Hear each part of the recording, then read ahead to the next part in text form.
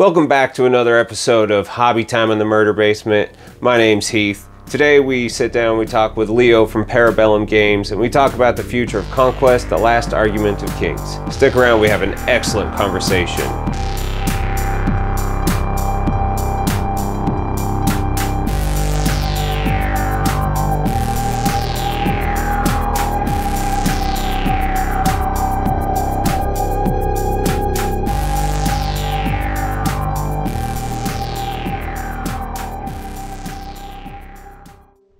Leo, thank you for joining me here in the murder basement.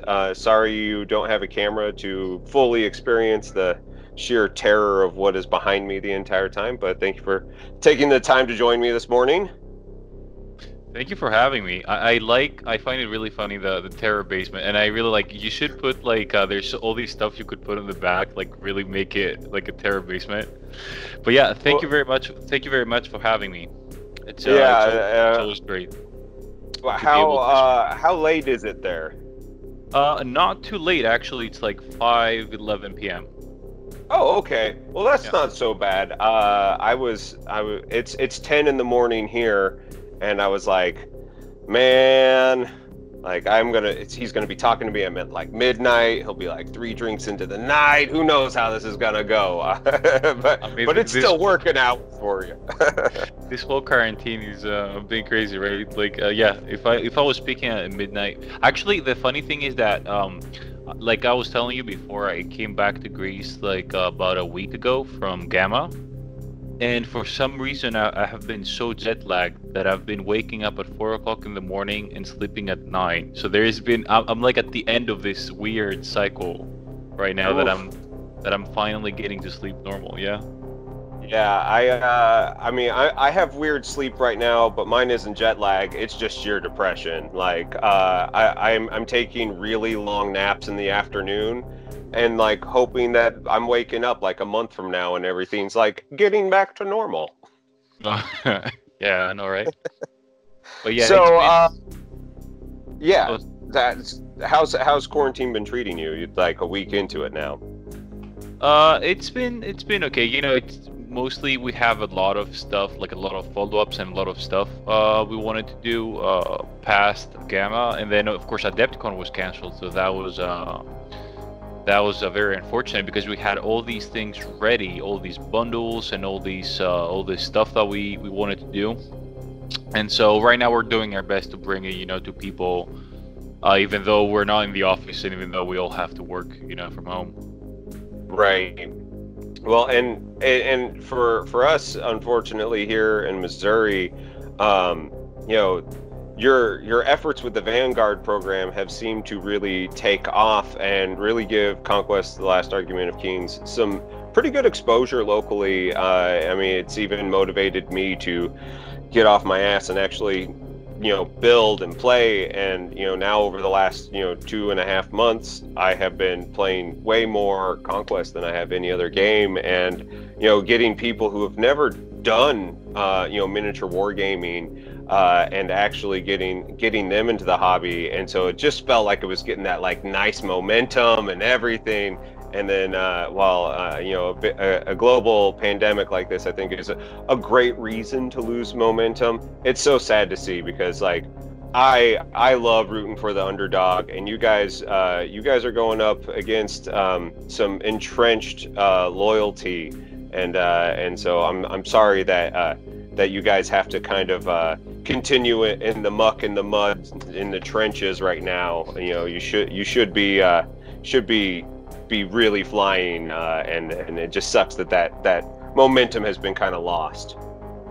You know, like for example, I think it was today or yesterday that a Vanguard, you know, asked me, told me actually, you know, I'm sorry we didn't have a lot of events and we didn't have the time because, you know, events keep canceling. But what I said is that, you know, Conquest and being a Vanguard, for example, is not just only playing the game there. Like for us, being a Vanguard and creating a community is not just around the table, but also about doing the hobby for yourself at home. And for us, it's about the lore, it's about the the life you bring into your miniatures when you paint them in your own color schemes. And these are great things, we get some time now to do.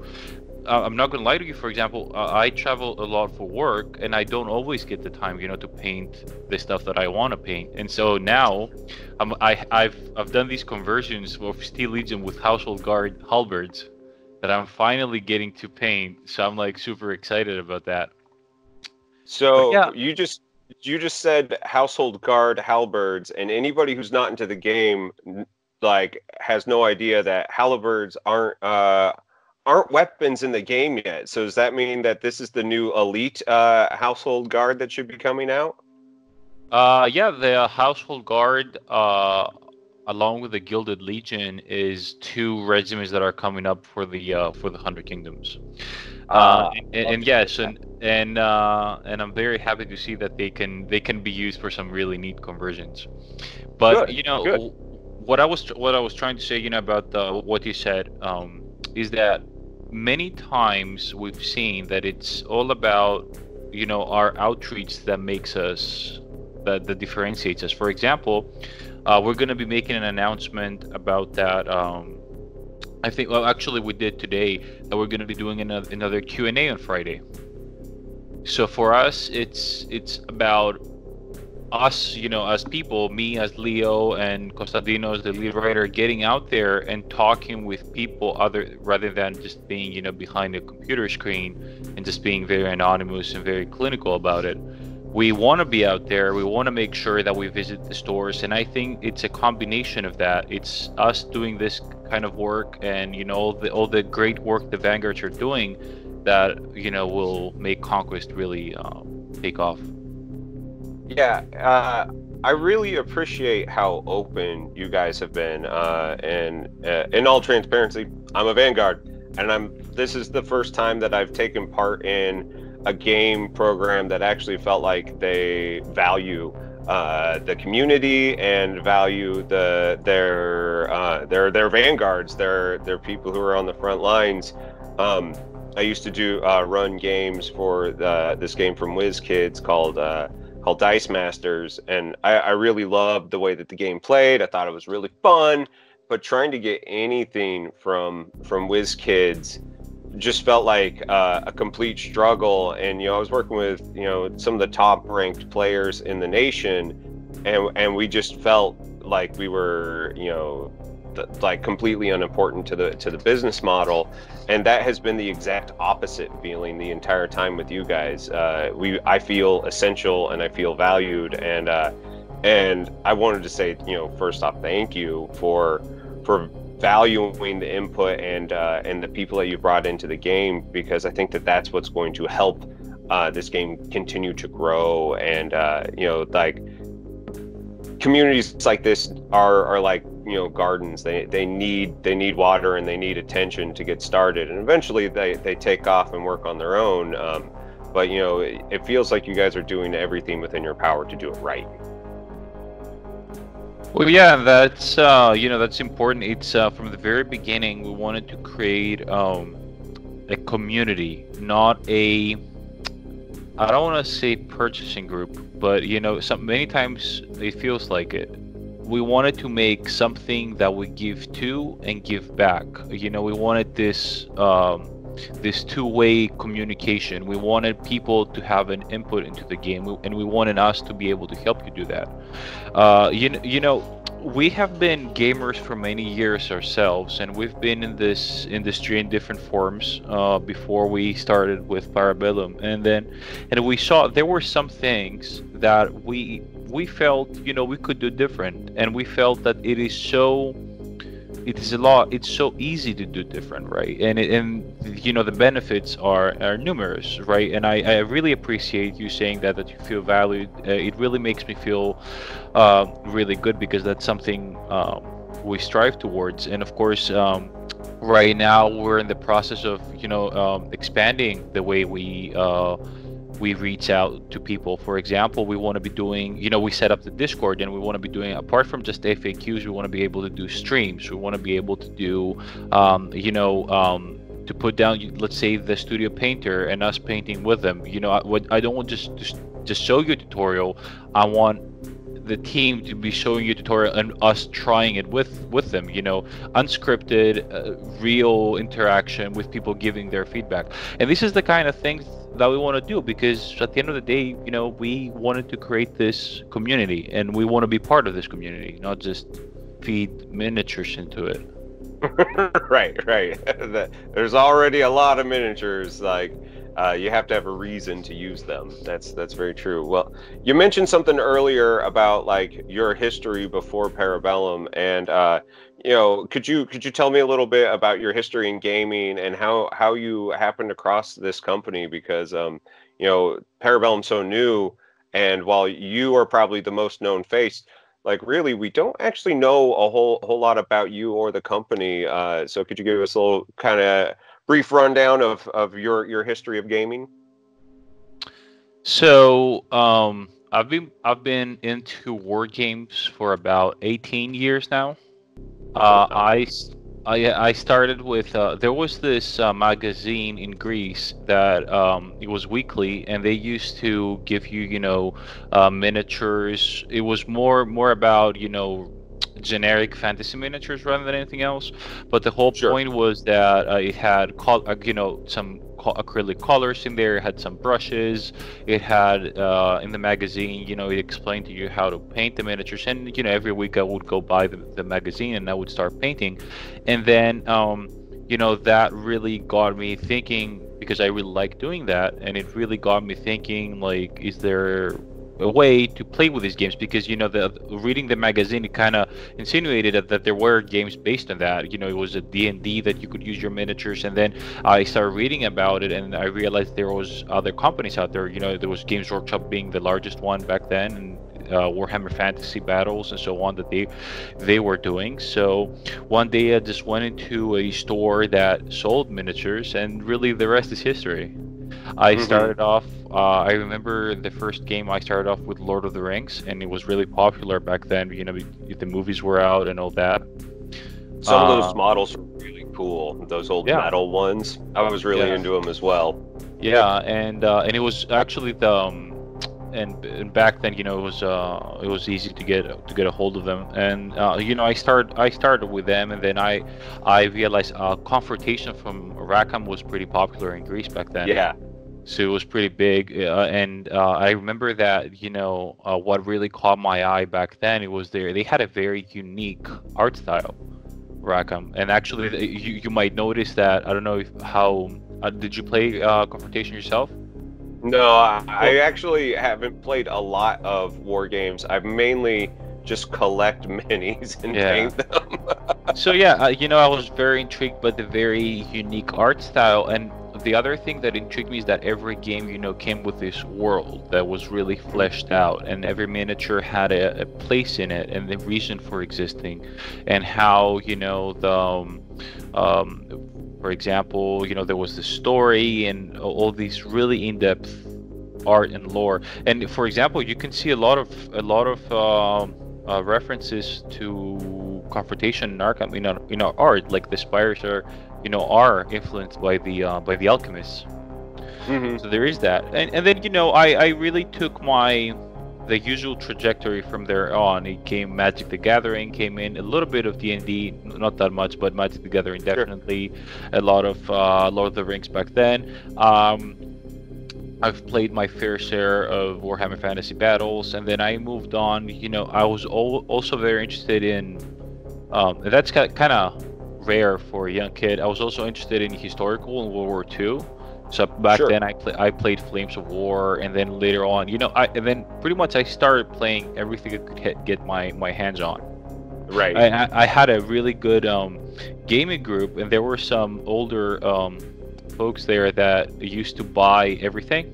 Kind of like every game they would have at least a starter, and so many times they were looking for people to play with, so they would bring the game and I would try it out. I mean, I didn't have anything to lose, so yeah, I started pretty much playing everything under the sun. So that's pretty much how I got into it, and then as I started growing up, I used to do a lot of work, for promotion for a company that was distributing board games. Mm-hmm. here in Greece, and then I would work with their events. And apart from that, I would be very active in other communities here in Greece. And so slowly, as I grew up, when the because in Greece we're a very small community when it comes to gamers. So when the company was first put as an idea, because Greece and Cyprus, we're closest countries and we have very small gaming communities. It was suggested a colleague suggested to me to come to take me with him to what became Para Bellum. So yeah, Para Bellum was essentially the brainchild of our art director, who came up with the world. He started designing everything. He had it in his mind for years before he actually made it into a game. So he was really developing it a lot and started to really flesh it out with our lead writer, Konstantinos. And Mm-hmm. so when the game was, when it was solid enough, and he decided that he wanted to take it into a game, we started working on everything from marketing to fleshing out the art, the lore, the miniatures for about 3.5 years before launching it. And all That's that, incredible. there was no Kickstarter, no crowdfunding. Everything was, people started this company out of their own pocket, and they took all the hits and all the risks that came with it, because they wanted to do it on their own time, and they wanted to do it right, and they wanted to do it in the exact way that they envisioned it. And because um, it's there are a lot of ways out there to get into this business, and a lot of ways to start a miniature company and so on. And Kickstarter in the last years gave a lot of good ways to get in that, but it doesn't allow for learning curve. It doesn't allow for a lot of things. If there's a mistake, it doesn't matter. You have to deliver the time on the time that you said. And exactly because a lot of people weren't realizing this, and a lot of projects unfortunately have failed. Exactly because of this learning curve, and exactly of all these issues that one would have never realized unless they got into the process. It has been very difficult for a new company to do a Kickstarter and be considered, solid and valid, and not be considered a wave one release and then not making it. So our motto always was, we want to create a game, not a project. And this is what really shaped, the way we approach community building, the way we approach, and we literally, the owner, the people who came up with the motto really put their money where their mouth is, exactly because they didn't crowdfund anything. And so yeah, that really shaped the way we approach the game in terms of marketing, in terms of creating the actual lore and the art, and the way we approach community building.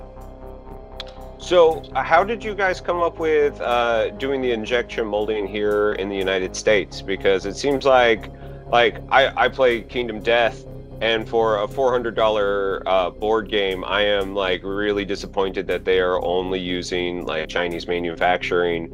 And then I get this like your starter box is one of the best values I've ever seen in a war game ever. And then on the back it says manufactured in the United States. I'm floored by that. So how did you stumble across that? Well, there are a few things here. One is that we own our production, so we have our own machines, our own everything. Whereas other companies really? other companies would have to outsource this process. We do everything in house. So Wow. we do in California, and that alone gives you so much more control over a lot of things, and our machines essentially build only for us, and that's it. It's a huge investment, but Sure. it is there what's going on. And I'll tell you something, because a lot of people are asking us about why not go to China. And China right now is working, at least in our industry, is working at capacity, if not over.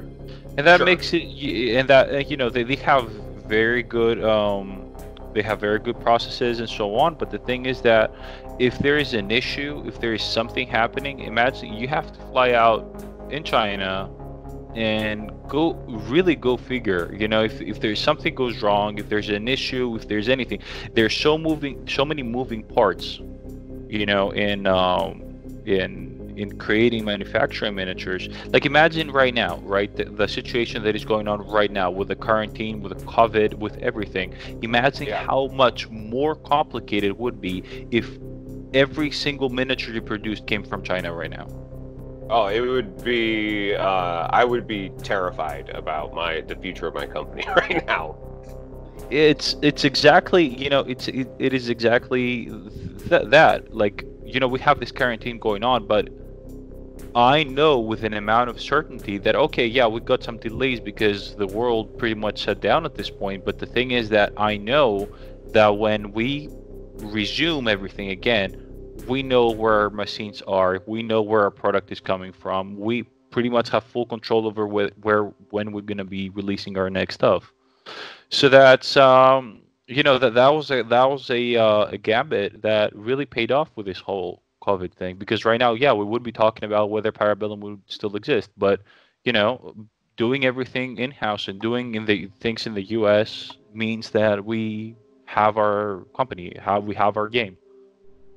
That's awesome, and it makes me feel really good about the future of this because, I'm not really a doomsayer. I like to think that we're all, we're all in this together, and we'll figure out how to make it. But even my small company being closed for probably a month, I'm sitting here looking at that like how do I come out of that hole? And it's nice to know that you guys are have a lot more control over this.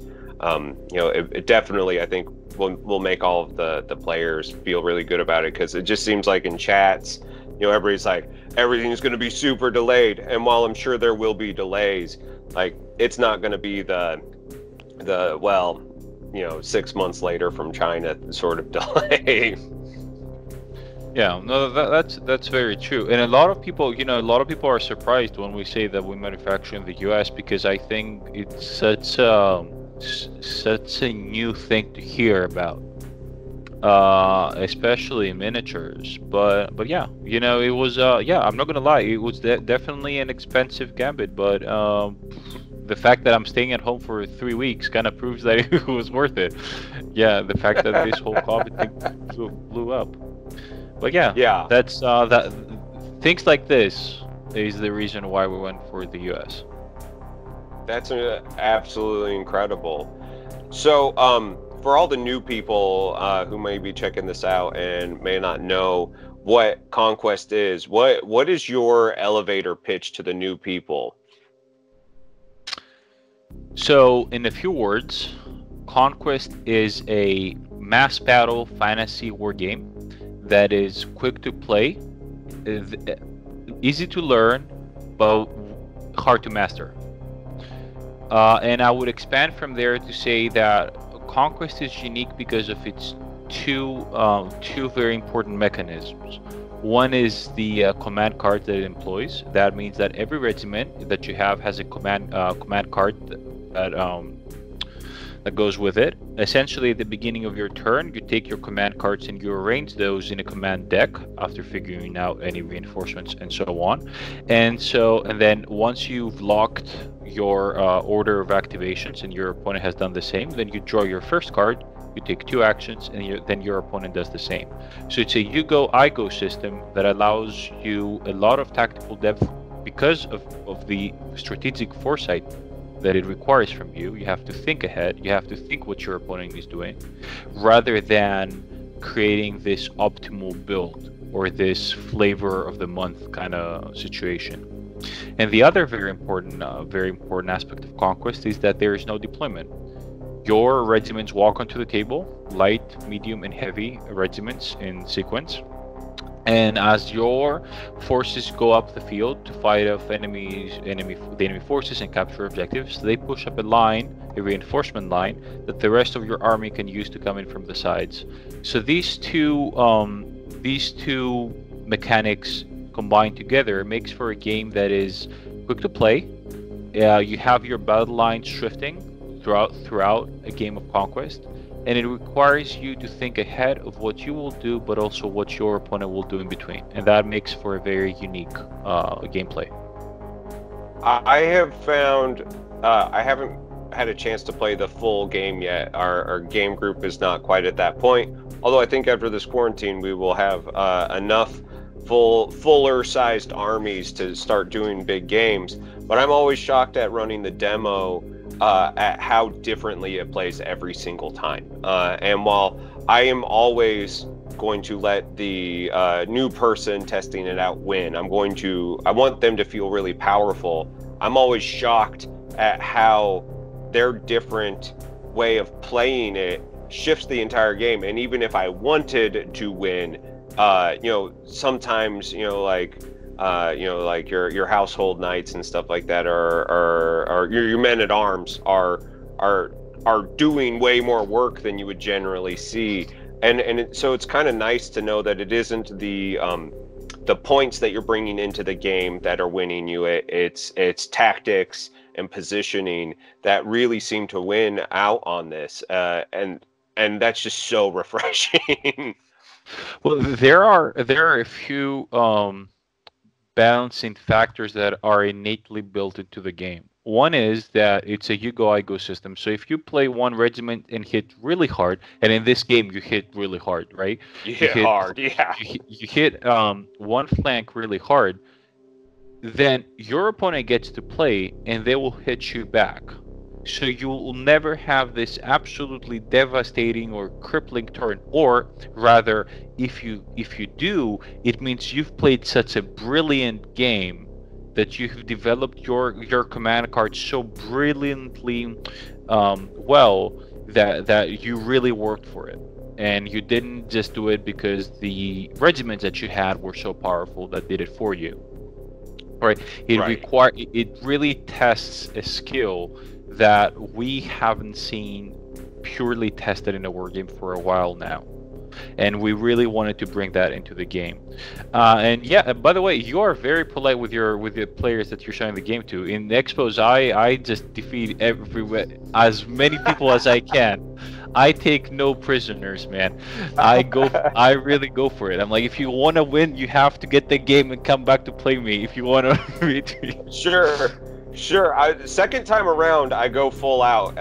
But that first time, I want them to, if they're playing the Spires, I want them to try everything. I want them to see why the Marksman clones are absolutely devastating. I want them to understand why the Abomination can totally go into a group of people and wreck house, and not have to worry about losing your turn or the game.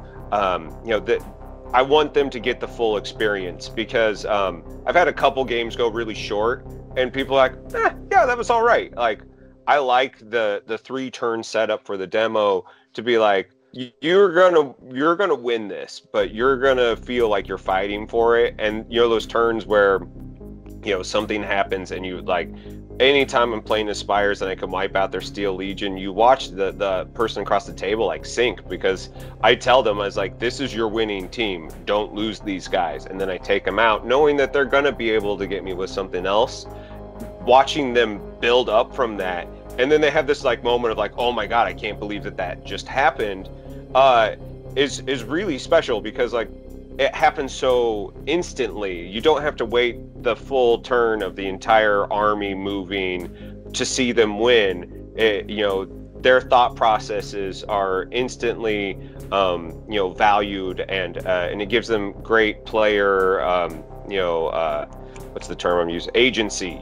Like what they think can actually adjust the way the game's going. And I've never played anything, even skirmish games I haven't played, that had the same sort of momentum that this game has.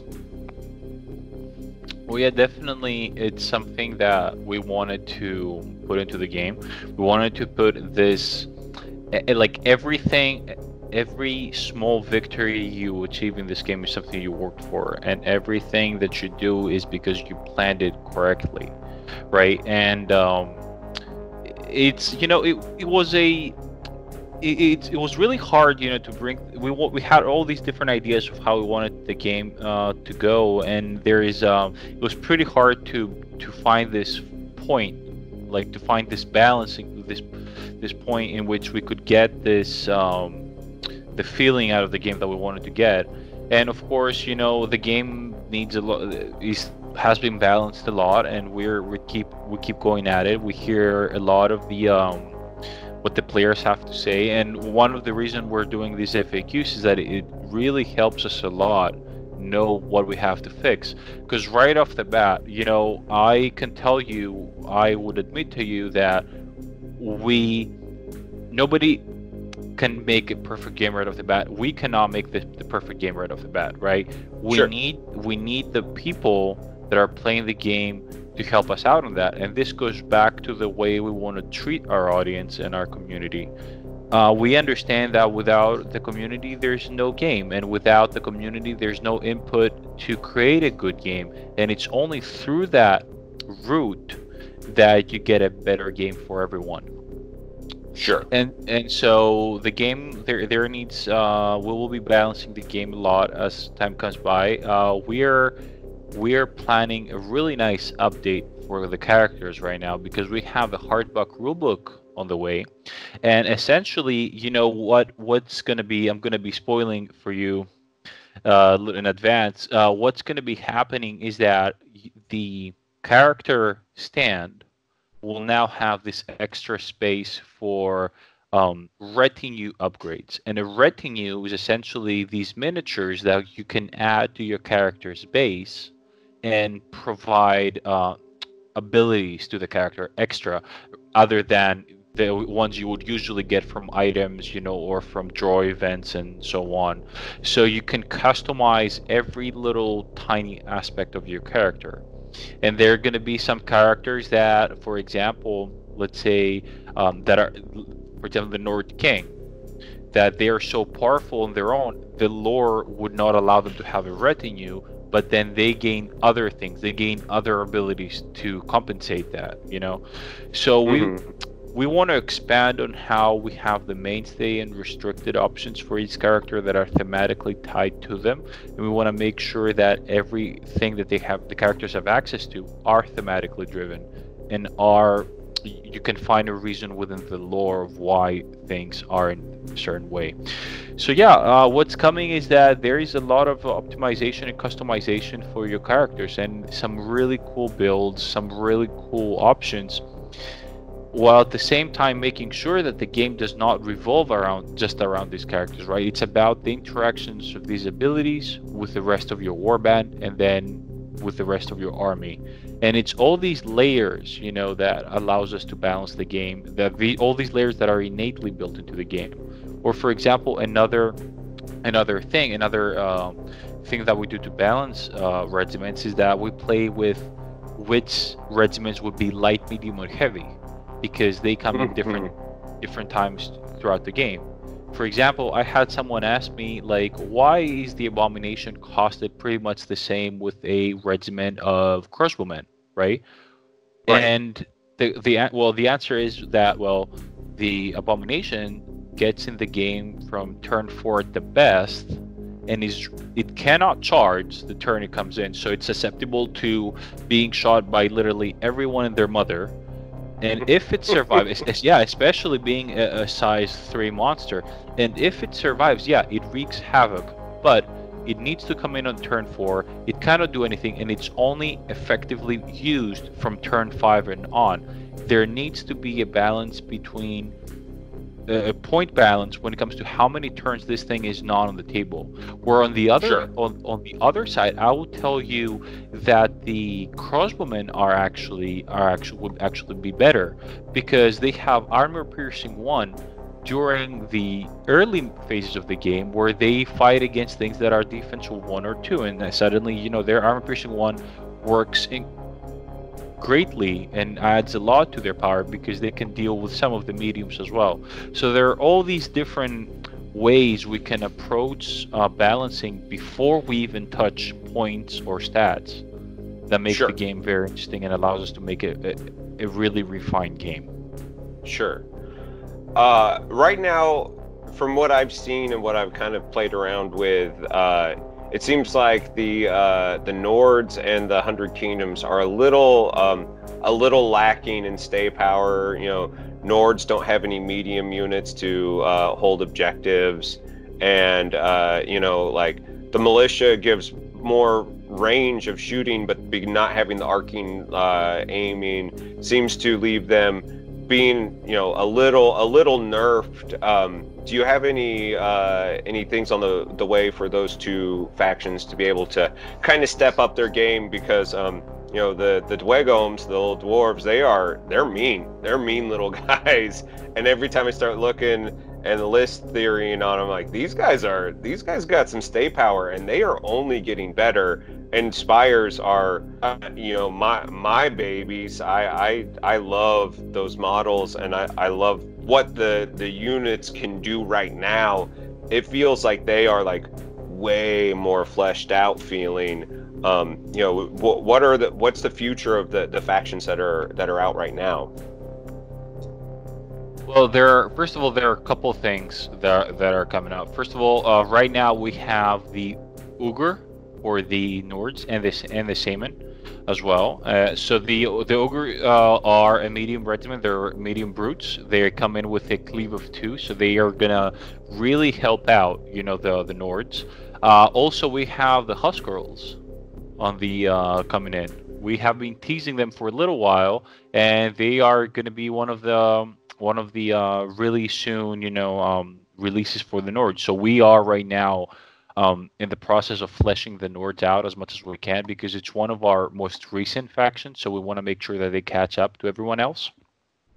Yeah, Now, those models are so cool. I love the Nords. Thank you, and you know, the Shaman comes with a lot of abilities that help out a lot. For example, he has Mist Weave. This is an ability that gives a friendly regiment +1 defense from shooting. Then the Jarl has an item. It's called Raven Messengers, that allows regiments within 12 inches of the Jarl to use his resolve value.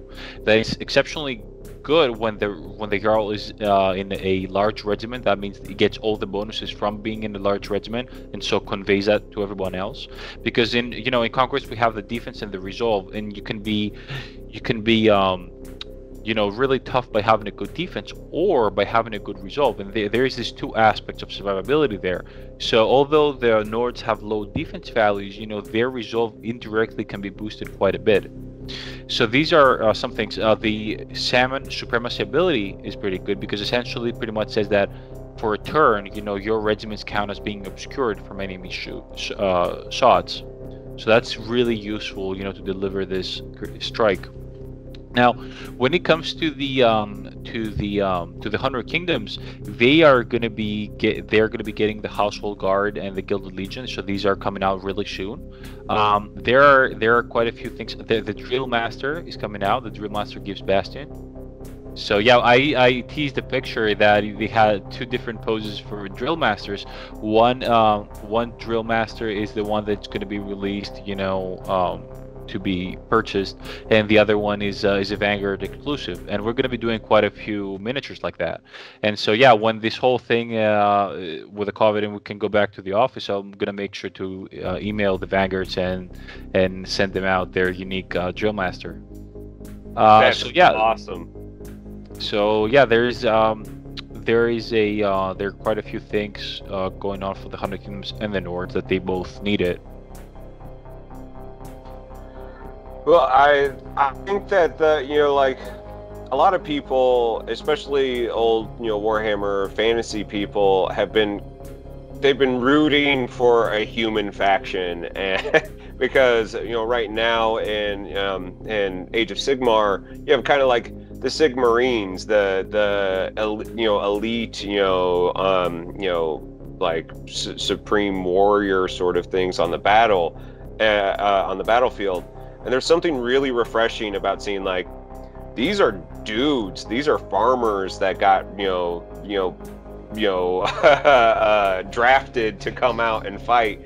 And so like I've never really cared about human, factions in games, but I want to see these guys be, a little bit more, have a little bit more stay power, because in the world of AI, it feels a little bleak for them at the moment. Yeah, I know, right? Yeah, and it's a joke we always make. Like, everyone has these monsters and so on, but um, there are already a few combos that are pretty strong. There are ways to give Bastion to the Men-at-Arms, and that really boosts their defense. There's way to heal and restore stance with the Sorcerer, so that helps out a lot. But it's the combination of the Men-at-Arms and the Household Guard that will really bring a different dimension to how people play infantry armies. Also, within our plans is to, and that is true for all factions. We want to make sure, at some point you're going to be able to play thematic armies based on the sub-faction that every regiment belongs to. So, for example, you'll be able to play a full-on cavalry army for the 100 Kingdoms, and you should see that later on they have the heaviest cavalry in the game. And they're going to be... keep on teasing that, but there's no photos. Where are the photos? I know, I know, right? Believe me, there are some pretty interesting things in my office, like hanging around, ready to be revealed. But yeah, we try to reveal as much as we can, and because we always make sure, we want to make sure that what we bring out is the best we can do. And something that I'm very happy about. With every subsequent release, like for example, I had the new Thanes and Dragon Slayer sprues in my hands, right? With every release, our sprues get better.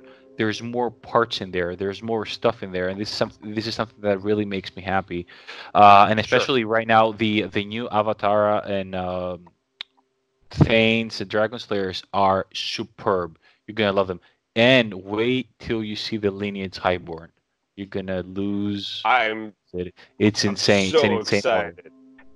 It's an insane. That's like, I've seen like little like shoulder up like photos like out of focus because you're focusing on like something in the background. I'm like, oh my god, that's the Avatar. I want those. I want to paint those. I want to see them on the battlefield. That stuff really excites me. And you mentioned thematic armies, and with only 4 factions out right now, and they are going to be fully fleshed out armies. Did you say that there in a previous interview that there's going to be 12 new factions with a total of 16, or like 12 total? There's about 16 total that want to do. So okay. the way we approach releases overall is that we first of all, we always want to make sure that everyone gets something new. So right now, we flesh the first 4 factions out to a certain point, and then we move on to the 5th faction, which is the War Drone, and that is our take on the orcs. And you're gonna love it. It's more of a sentient orc that is mixed with Aztec, and they're riding dinosaurs, and they're just insane. I absolutely love them. And after that, it's gonna be our version of the undead. And so what we want to do is that we want to bring the next faction, flesh it out, flesh everyone out, then bring the next one, flesh everyone out, take a little bit of a break, keep coming up with new releases for the already existing factions, and then start moving on to the next faction and do it all again. So we want to make sure that everyone gets their new releases as soon as we can bring it to them. Do you ever see a future where soup armies are going to be a thing, where there's alliances, say, between like the 100 Kingdoms and the Southern royalty people that have all like the heavier artillery? Do you think that that's going to be a future for the game at all? Currently, doing like combining different factions within the same army is not within the game's plans so far. Maybe because so far the faction, we only have 4 factions right now, and they're very distinct. Like there's no tie between them that would easily allow them to ally. But there's a lot of stuff that we have planned on. For example, we've planned an interactive campaign that we want to bring out to people, where people will be able to vote for the characters that they are most interested in learning about, and we're going to be developing that story, and then until that story is developed enough, and then we'll move on to another faction. So there's going to be a lot of scenarios and a lot of campaigns that will come out of that of course will allow for some tactical maneuvering of the factions, sometimes that meaning alliances that you wouldn't expect otherwise. That's really exciting, because while I like mono factions in other games, you can get really fun and thematic with them. I love, like in 40K, my favorite things there are taking the ad mech and then having giant mechs behind them. Like you have your little robots and then your big robots, and just because I love the verticality of the game at that point.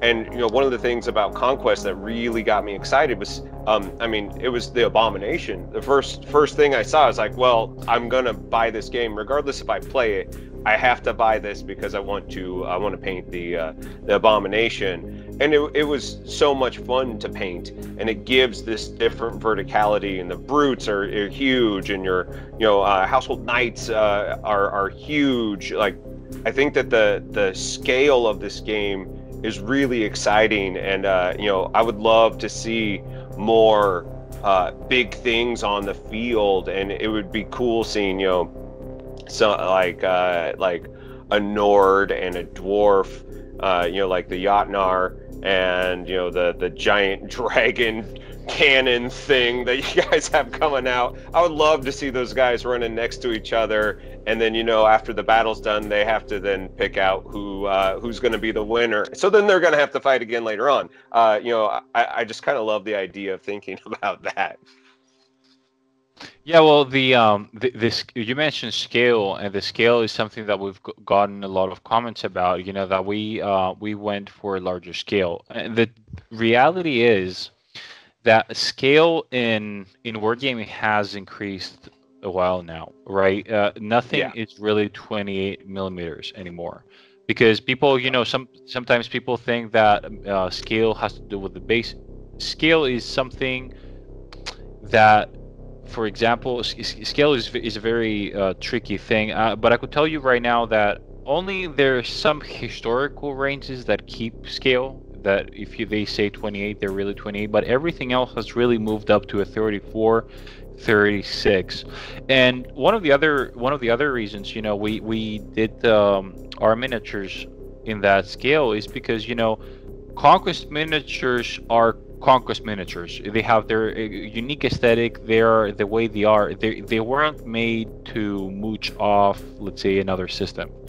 Sure. They were there because they bring their own thing, their own aesthetics, their own design into the wargaming world, and it's something that we felt looks a lot more impressive. We felt it looks a lot more refined at this scale. And also, of course, it allowed us to do some great things, like, for example, the circle bases in the square stance. This is a quality of life feature, simply because you can always rotate the miniatures and make them rank up, which was a huge hassle, when playing a rank and flying game. So we gave people this option as well. And there might be the possibility that there might be some game, let's say, versions in which you can play without the stance, and the miniatures can come out and play different set. But you might not have heard this from me. I don't know. Well, I think that the cat has been out of the bag for a minute on that one, and I was going to ask you about the future of the other game modes, because there was mentioned in an article on the retailer there's a dungeon crawler, a small skirmish version of the game, and even maybe like a D&D, and that might have been the campaign battle thing that you were talking about earlier. Something that I keep on getting told at all the Vanguard whenever somebody comes up, because here at Miniature Market in St. Louis, that is one of the most diverse game rooms I've ever seen in my entire life. I come in and there's people playing 15 mil historics in one quarter. There's a D&D Soul Shard group going on. There is people playing Star Wars Armada. There's 30K players. There's Adeptus Titanicus players. There's just board game people playing Keyforge. And I kind of position myself to be right in the damn middle of it. I want people to have to pass by my table so I can make eye contact, and just like they start getting comfortable with me and they start coming over and talking. And so many of like the older gamers are over the big mass battle games. They don't want to do it anymore, and they're like, I've probably hear it 2 or 3 times a Sunday that I'm up there, like, second they get a skirmish game out, I'll start paying attention. And besides the fact that this game plays with the speed of a skirmish game, and that seems to be lost on people, what do you see for a skirmish game of this nature? Is it like a character and like a handful of like single models, or is it going to be something that you have a whole new range for each faction coming out? So first of all, yeah, you're right. I think a lot of veteran war gamers, it's not that they're over the mass battle because they don't like it anymore. It's just the amount of time it takes. The amount of time, yeah. A lot of people, they have had their fair share of 4-hour battles, and they are not interested in doing that anymore. And yeah, sometimes it's very difficult to fathom that a game that can play with so many miniatures can take an hour and a half. And so, yeah, that's definitely something that is lost on a lot of people. But as the game moves on, this is going to be more and more like proven. But when it comes to the actual skirmish game, the game is going to scale down to the warband level. Where the warband is, a character and the regiment, the up to 4 regiments that character unlocks, rather than the whole army with a warlord. So essentially, the miniatures will play out of their stance. Okay. And so we're in terms of miniatures, yeah, imagine like a character and the actual and about a warband's worth of miniatures. And then the command upgrades, let's say like the drill sergeant, the drill master, the seasoned veteran, and so on, they become now little characters of their own. Cool. So everything kind of scales down to that. So this is, and rules-wise, very close to the warbands, to the actual Conquest game. So it's easy, to jump from one to the other. Yeah, so it'll be kind of balanced. Instead of it being like like a Malifaux that gives you like pass tokens because like this team costs too much money, you'll be like these 12 people versus these 12 people and their upgrades, in your like a 300-point scale or something like that. Yeah, so imagine like about 30 to 35 miniatures per side. So okay.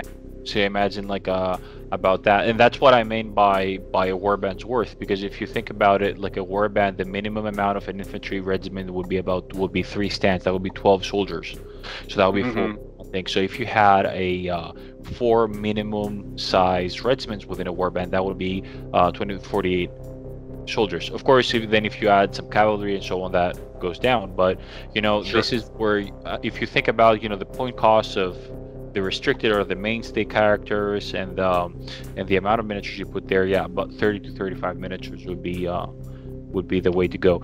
And yeah, and there a lot of the rules will be kept the same. So there's a lot of, if you learn the game on this size, you can always jump into the larger scale. Of course, the new things that will be introduced will be the movement with the trays. That will be different for the mass battle game. Sure. But apart from that, yeah, it is within it is within our reach, especially when we produce everything in-house and we have such a great studio, everything in-house, to be able to do all these extra things. An RPG type game, and that is separate from the interactive campaign that I was talking about, is a way to really delve deep and explore our lore. And this is something that we have a very intricate lore and very good art, and we want to be able to showcase this within an RPG. So that's something that we want to work and do in the future. And then from there on, things like dungeon crawlers and board games are ways in which we are planning to expand our line and delve deeper into the world, and of course allow you to use your existing miniatures in that and do that and so on. So there's a lot of things that we can do. And going back to the question you asked me at the beginning, like how come we do everything in the US, and I tell you that we do everything in-house, it is exactly because we want to minimize the amount of moving parts it takes to do a new project, to complete a new project. We want to make sure that if we want to do an RPG, it's fully up to us. If we want to do a board game, we have the manufacturing capacity at any point in time to do it, right? We always want to make sure that we populate Conquest, the Lost Argument of Kings, our main game, as much as we can, and that we always bring new things for it. But we want to create this game with everything that, in a way that we explore all its aspects. We have means to explore the lore, the world, different game mechanics, and so on. So that's very important for us. That sounds so. I mean, it sounds like completely calculated and smart because, yeah. I mean, I'm really excited to see the future for this world. Hearing the short stories of like Nepenthe and all of this, like, real human drama in this kind of quasi fantasy sci-fi medieval future. It was one of those things that, as like it just like caught my imagination, and I'm ready for some more stories in that world and to be able to flesh it out, because I'm one just shocked that there is as much stuff this early on into a game's lifespan, because it feels like a lot of people just kind of ride on the laurels of, I'm just releasing tons of new models and you'll just want to buy everything, and you all seem to be releasing a lot of story content alongside it, which and the new animated shorts that have been popping up on your YouTube have been really cool. I'm pretty excited for stuff like this. Thank you. And yeah, the lore is very important because every faction has a reason for what they do. They're not just, someone is not bad because they should be, because there is someone great to be bad, right? Everyone has motivation behind what they do. We want to create the world of AI is dark. There's some pretty dark stuff happening. Yeah. Like, the abomination being what it is, an actual spire being trapped within it. It's pretty much a torture device in legs. And like, if you sit down and delve deep, you're gonna see, that it's really, some really dark stuff is going down in the world of AI. But that allows us to really explore the true intentions of every faction, to give the factions meaning and purpose for what they do. They don't exist simply because we need an archetype X to exist. There's a world, they're woven into it, and all these other factions are woven into that as well.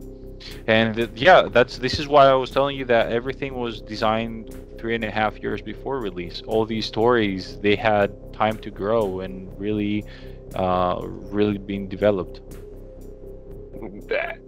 To me, I mean, like I said, that is something that I find super compelling, and something that's going to keep me around for many years. I love seeing all these new factions and new stories, and and give me a reason to keep my hobby time fresh. So we kind of touched on a bunch of things there, and I do have a section of, I called it Cues from the V's. I asked our Vanguard chat this morning if they had any specific questions that they wanted to have answered, and we brushed up on some of them. And I think the first one that I want to start out with was the Vanguard, his name in the chat is BTJ from Dublin, was asking, about starters and secondary objective decks for the Dwegoms and the Nords. Are we going to be seeing stuff like that to make it easier for people to come in to the game, or are we going to see starters exist for things like the for the skirmish version of the game? Like you can buy this box and it gets you into the skirmish game, and then you can add on to that to get you into the full game. Do you have what are the plans for things like that? So essentially, first of all, what you said about the skirmish game is that you need the same kits. It's the same miniatures, right? Just you Right, either use right.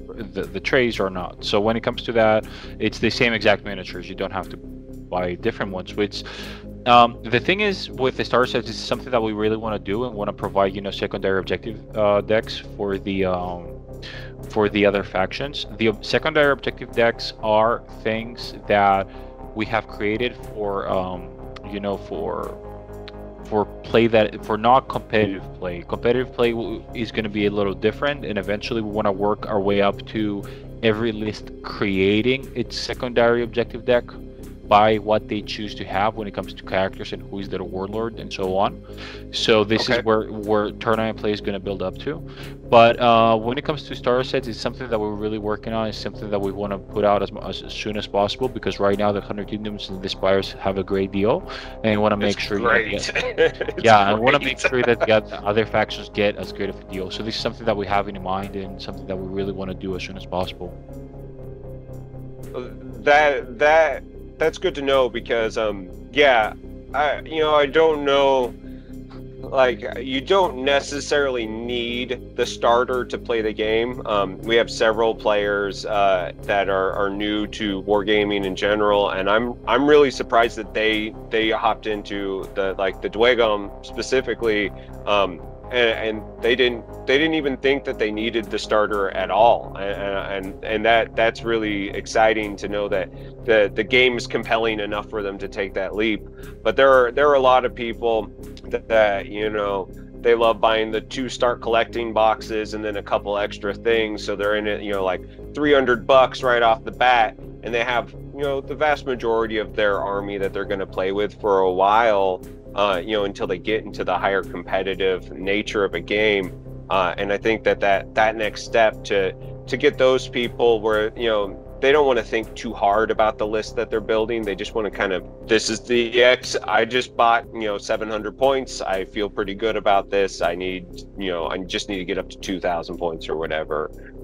So I think those kits will be really good for converting them, because I think every mass battle wargamer is one demo away from being like, oh, I don't ever want to play a game that doesn't move as quick as this. And that was really what hooked me, was like, the value was good, but the second I had that first demo and I was like, wait, you can play a game like this that moves this fast, it was it was eye-opening for sure.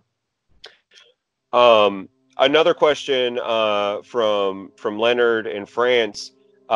You teased the companion book that's coming out. It was supposed to be maybe announced at Adepticon or whatever. When can we be seeing the companion book, and kind of what's going to be in it? So essentially, the book was a hardback rulebook, right, with all the rules. And these rules, of course, they're always going to be available online, like we do with all of our books.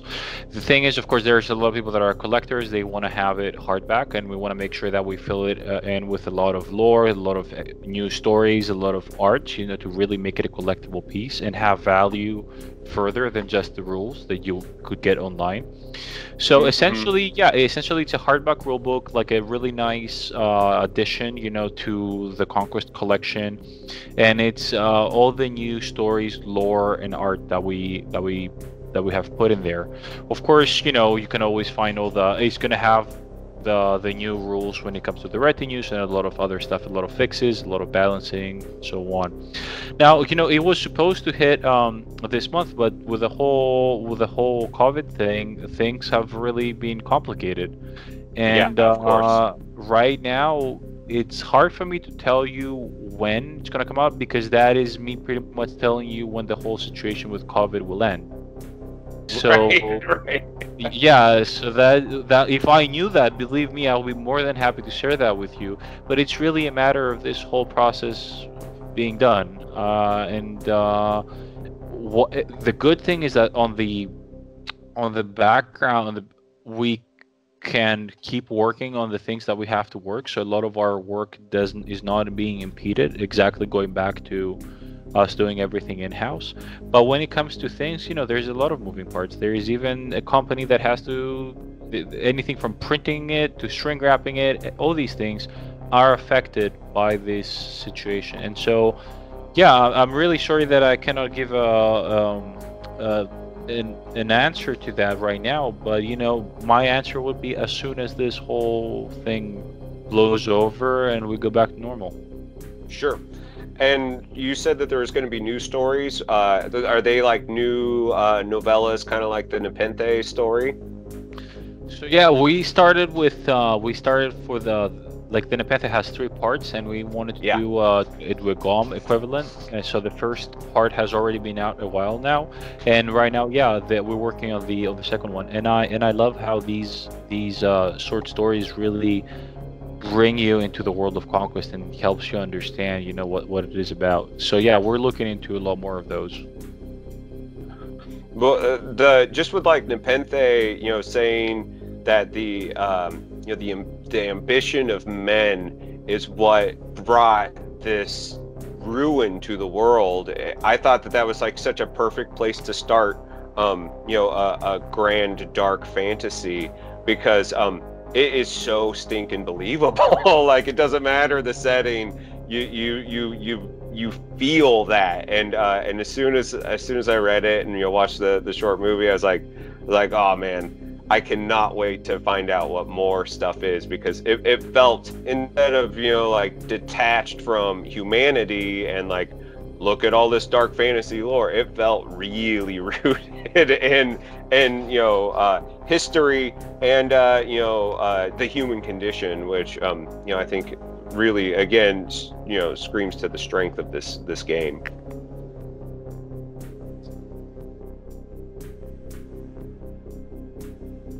Yeah. So you're gonna. This is actually There's a lot of really dark statements and moments and quotes like this coming. So if this is your jam, you're really gonna love the stories that are coming out.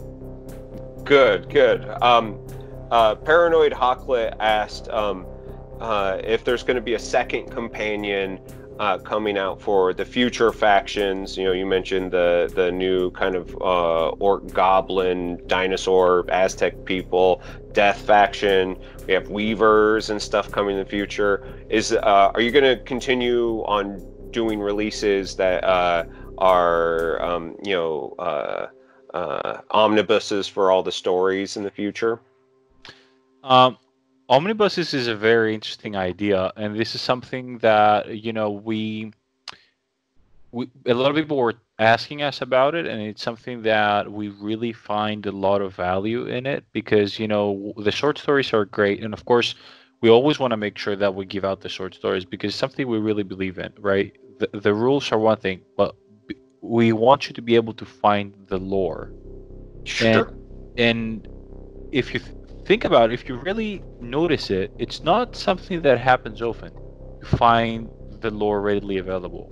And we feel so strongly about the game that we give everything out. Like, see what the game is about, and we don't want you to our motto is anything that is not a miniature, you don't pay for it. Right? So the world we created, everything, it's something that we want to share with everyone, regardless of whether they play miniatures or not. And this is something that we want to provide it for everyone, right? So yeah, omnibuses though, for the collectors, for the people that really like collecting, the books and so on, it's something that we really were thinking of doing. And because there are going to be a lot of factions out, and therefore a lot of different views of the world of Ea, and which give room for a lot of novels. Yeah, we would like to do that. A lot of collections, nice leather bound books and so on. Well, and you mentioned the art earlier, and the art is so evocative. It has a sense of realism, but it also has that like Vaseline gloss of movement and momentum, and so everything feels very visceral. And I want that in my hands. I own way too many Warhammer codexes, and I mean, because that game gets patched out, I rarely actually open them up, except for to look at the photos and read the stories. And I love having that stuff on my shelf because it does feel more tangible, and and a lot of love has obviously been put into the artwork of this game. I want to see that be celebrated by other players and people passing by. They can see the foiled Conquest logo on the shelf and pull out this book and be completely mesmerized by it. Yeah, it's the book is really an item that combines all the reasons that we wanted to, that all the reasons Para Bellum was created, all the things that we loved and therefore made this company. And that is, it has the rules, it has the stories, and it has the art, and everything in a balance that complements each other. And so the book is really a labor of love because it combines these three elements that really make Conquest what it is. That I mean, I appreciate that, and I'm glad that you guys are taking that step forward because, like I said, to me it's very special. I think about the only other question that seemed to be coming up a lot in the chat, and I know that this all really depends on the future of the coronavirus and everything. You know, up until this point, you've been playing a pretty strategic game with announcing releases, giving us teasers, having things just out of focus in the shots, to tantalize us. Do you think that because some time and momentum, is kind of lost at the moment, do you think that you'll be taking maybe a more direct approach with the community, with the vanguards, with the players to kind of say, this is our maybe 6-month time frame, or something that kind of people can get excited about the future releases, to give maybe a little bit more concrete anchoring into the game, because like I don't know as just a consumer what this does, something like this, where we're all kind of concerned about how we're going to be spending our money over the next couple of months. I don't know how that translates to a company having to think about, sharing their value with their fans. Yeah, no, I definitely understand. It helps out a lot for a player to know, because a lot of times you have to ask yourself, should I buy a second regiment of this, or should I wait and get a regiment of that, right? And that's definitely something that it's very interesting. Something that we're really working on is to make sure is to find a good balance between showing players what comes out and what is coming out in the near future, and maintaining a leeway for maneuvering when it comes to being able, like, let's say, to take care of things like what happened right now, right? Because, for example, we could say that we wanna bring the book and an expansion this month, and all this happens, right? So it is something that we're working on, finding a formula on how we can bring a release schedule that is flexible enough but yet informative enough for people to be able to make decisions on what they want to buy. So yeah, definitely. No, it's a very good point, and it's something that we're working on to do more in a different way. I think that with the hype machine that GW has all the time, and they have that built-in momentum that's never gonna stop. But I also think that, like, the every 2 week saying this is also something that's gonna hurt your pocketbook, I've heard more people getting fatigued about, and I think that that's only going to be echoed louder in this new economic climate. Even though I think that we will recover economically, probably faster than what we saw with like the recession and stuff here in the States.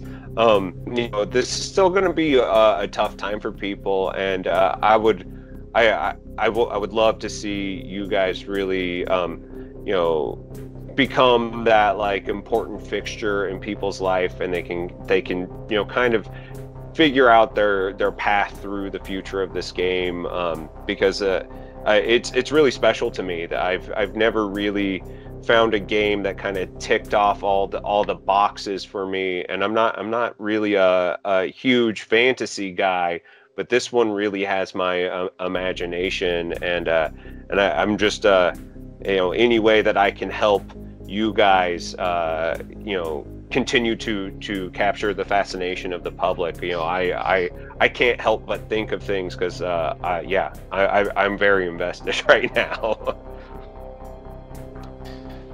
But yeah, I do see, and yeah, I do think that people we're gonna recover out of this thing, and right now we're doing some great deals to help people start out the game, and that's pretty good time given that there's a lot of new found time to paint. So yeah, right. but no, I feel you, and I fully understand this want to be able to plan things out in a certain way, and it's definitely something that we want to provide players with. Sure. Well, that's really exciting. The only last question that we had from the group, and then we probably should be wrapping it up here, is a good egg from England. He was wondering if you had any insight on how the new factions will be playing, specifically the Death faction. Are they going to have mechanics that are wildly different than the people that are here? Say like they start materializing in the middle of the field where they don't like come in from the sideboard, or do you have any plans for that, or any insight into that you can let go? Yeah, I think actually I'll be more than happy to tease a little bit. Something that we want to do is that we want to make sure that all armies played as advertised, and what that means is that the way a faction appears on the lore is pretty much what you should expect on the actual game. One of the stories that it's not out yet, but a piece of lore, it's that I'd like to share. It's like when the undead faction, because the undead essentially it's pretty much the shards of a now destroyed Haslia. Haslia was the god that fell from heavens and destroyed the kingdoms and separated them into the 100 kingdoms, and now it's shards. Pretty much what Old Dominion used to be. The thing with the undead is that they're not reanimated. They're not corpses. They're just vessels for the shards of Haslia. And the more the vessels, the more divided the essence of Haslia is. So each essence is weaker. It's just a lot more. There was a point in which there was an invasion of these undead to a passage leading to what the 100 Kingdoms were, and where the legions would have to stop them. And there is 7 walls they're made to stop them. And as they were destroying more and more of the undead, they started realizing that they were now becoming stronger. They were becoming smarter. They were becoming more sentient. And the reason being that the more of them were being destroyed, the less vessels in which to concentrate now the essence of Haslia. And so that meant that the essence became the essence each vessel contained were becoming more and more, and therefore contained greater and greater power. So it's really a matter, it's really a matter of like arithmetic. It was really fractions the way they work. And so what you should expect is a similar way that they would appear on the tabletop. It's just the lesser the vessels, the larger the stronger they are. The stronger they are. Ooh, I like that a lot. I think that's a really good twist in a game, because yeah, it's not that any of these teams seem to play super similar anyway, but you really do want to see them have different characteristics, and so far they do feel like they have like a different thematic aspect to them, but the putting them on the table and the tactics do seem to if you play one, you could probably get into another one fairly quick, and that sounds like a whole new way of thinking about it. Well, yeah, as always, if lore is important, then it means gameplay needs to reflect that. And so with every faction, actually a good way to go about it, if you want to learn more about how the future factions will work, every time there's a little bit of lore that comes out referring to a new faction or talking about it, consider this as an indication of how it will work in the future, as well as in game-wise. So that is a very good indication, and always consider that we want to make a faction play as advertised. So this is something that you can take and keep in mind when discovering a new faction. Excellent. I just had somebody try calling my phone in the middle of that, and I hope it didn't totally cut you out there. I got it canceled as fast as possible. But yeah, I'm very excited to see how the new lore and the new factions are going to play. I know all of us Vanguards are excited, and it sounds like I might have to start a fourth army, which doesn't make me that happy, but I also love like I said, I'm a collector of minis, and I get really excited every time I open up a new faction. So keep up the good work on all the new stuff. I'm very excited to learn more. Is there anything that you'd like to add here at the end? Because we have gone for a lot longer, but I definitely want to give you a time to say kind of like your final word on the game and the company. And again, thank you for talking with me today. Well, the only thing I'd like to say at this point is just to thank you for doing this, and thank you for wanting to really delve deep in Conquest and have me.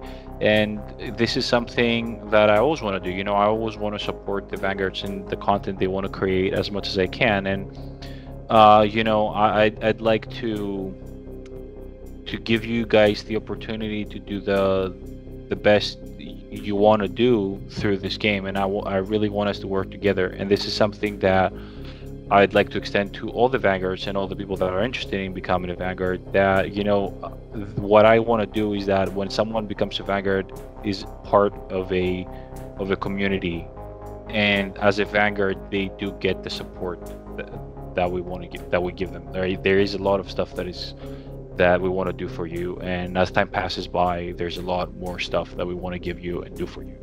So I really thank you for having me. I really thank you for setting this interview up, and I will always be available for you for anything you want. Perfect. And if you've got cool new stuff that you want to talk about, let's do this again. I love this aspect of creating content. I come from a podcasting background, and interviews were always my favorite thing. And it seems like the miniature community is way more open to like giving their time, and for that I really appreciate. I know we have right now is time, but I still need you to know how much I value that. Thank you so much. Thank you. All right, Leo. I'll talk to you online. Thank you for joining us, and Perfect. we will see you next time. Take care. All right. Bye. Bye, Heath. Thank you very much. Thank you.